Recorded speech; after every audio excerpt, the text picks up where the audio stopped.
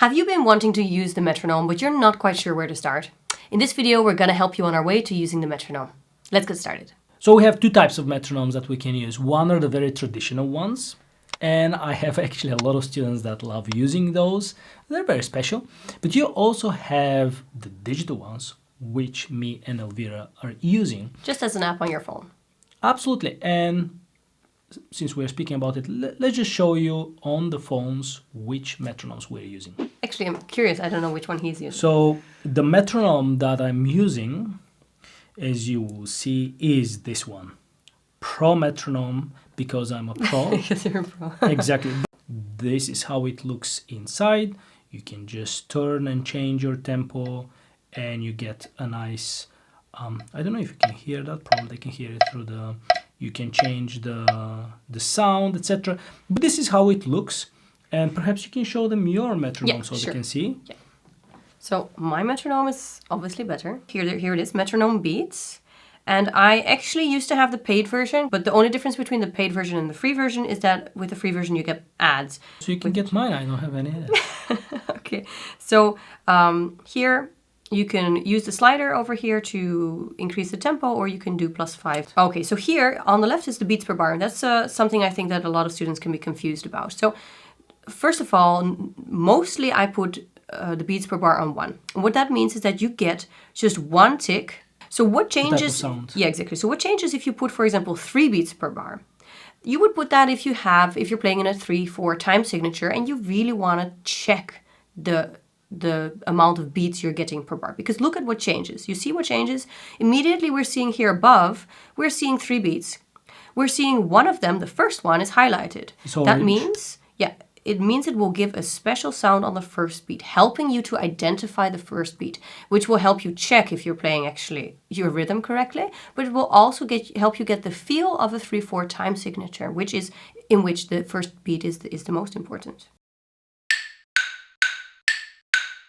As you see, you have a different sort of sound on the first beat. And I think being aware of that first beat is something that's very important in music, because very often in music, a first beat is actually very important. And like Elvira said, you can change it to 4/4, right? You can change it to 2/4. Depends on your time signature. Depends on your time piece you're signature, playing. yes. So that's something you can do, right? And don't worry about, for example, if you have a 6/8 time signature, you can, put it in on 6. That's cool. But I have a beats. question. Could you change the beat to be, instead of on the first beat to be special, can you change it the 4th beat to be special? Yeah, so for example, I don't know about your metronome app, but on my metronome app, you can actually do that. So it's very easy. All you have to do is... you have to remember one important thing. Elvira's metronome is better than mine.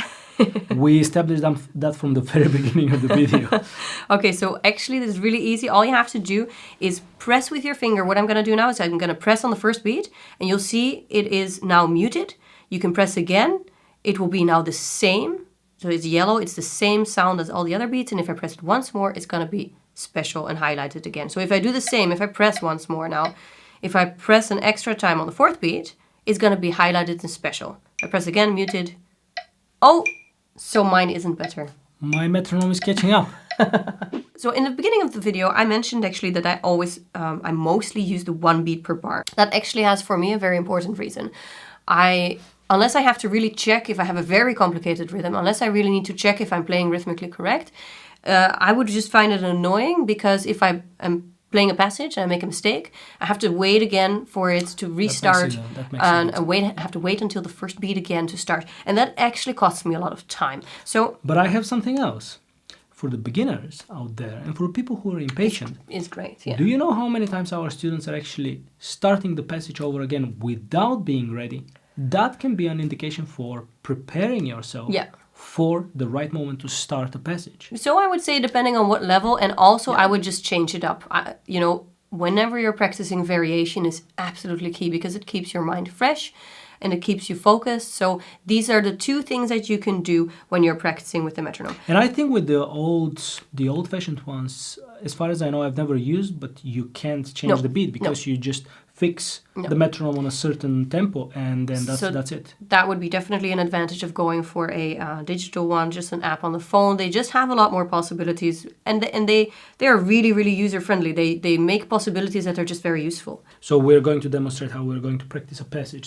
So we're going to set the metronome on 55. The goal here is that my first note of the bar is a little bit more special, a little bit heavier, a little bit more with emphasis. And so the metronome is going to let me know when that first beat is. And so I'm waiting for the first beat, and I'm going to start the passage.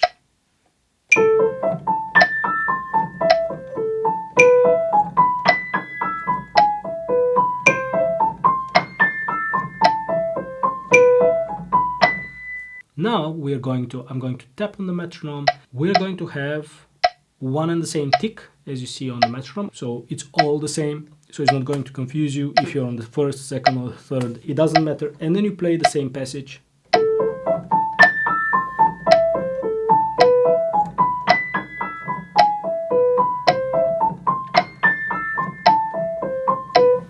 And so it's the same exercise, but I don't need any more, or you might not need any more to listen to that first special beat or first special sound. So that was a little bit about how to work with metronome, the basic settings, what metronomes you can use. Now let's talk about one more thing that confuses students a lot. What confuses students really a lot is the tempo indication at the start of their piece and the metronome. The metronome, as you can see, has actually an indication. If I'm here at 82, it says it's andante. If I scroll around, for example, until 137, it says allegro, right? So, and where does allegro actually start? According to my metronome, you play in moderato if you play 119, but you're playing in allegro if you're playing 120.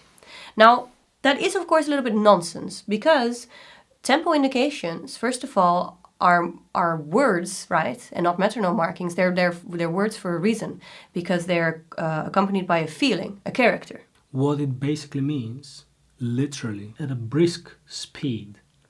It's such a broad concept. What is a brisk speed? The best way to get a feeling for allegro or any kind of speed is to listen to a lot of music. Listen to a lot of music and get a feeling. You will notice different performers perform allegro at a different speed. The same is with presto, andante, whatever the tempo may be. Different performers will perform the same tempo in a different way, different speed. Not only that, different types of music sounds different in the same indication tempo. Allegro, some pieces will need to be played a little faster than other types of allegro. So you need to get a feeling, you need to get a little bit more a sense of a feeling of what allegro is. So throw the metronome out of the window when you're interpreting tempi. So the metronome has nothing to do with that. Yeah, make sure that you don't. And actually, to illustrate that, I have here two examples for you. We have here the very famous C major sonata of Mozart. It says allegro, right? And here's a performance of it, and we'll see that it's exactly around the metronome marking indicating allegro. However, here we have a very famous sonata by Beethoven. It is the first sonata by Beethoven in C minor. And here we see the amazing Richter performing it. And actually, if we put the metronome marking to this, we see that on the metronome, he is not playing allegro, but according to the metronome, he is playing andante. Obviously, when you're listening, he's not playing andante at all. He's definitely playing fast. But according to the metronome, he is playing andante. And that is just to illustrate, leave the metronome as a tool for practicing, and absolutely do not try to interpret tempo with it. Well, this is what we wanted to share with you in today's video, and if you have any further questions about the metronome, playing with metronome, let us know in the comments below. Don't forget to like the video, don't forget to subscribe to our channel. Don't forget that we have a Spotify playlist with not only Dimitar's beautiful music, but also some other piano music that we greatly enjoy. It will be also down below. It was a great pleasure for us to record this video for you. See you next week. And enjoy the bloopers. So we have two types of microphones. Well, this is what we wanted to share with you in today's video, and as always, if you have any questions... Hey, whose metronome can go fast? Oh, the actually, fastest? are they going to be... Oh, yeah, no. Mine can go 300. This is very professional. No, seriously, yours can go 500. Let's give them... Let's give them... I mean, guys, if this doesn't sell it, 500, you unfortunately can't see it probably. 500 beats per second. How much does yours go to? Only 300. I mean, this video is going great. So in the comments down below, I want you to vote which metronome is better.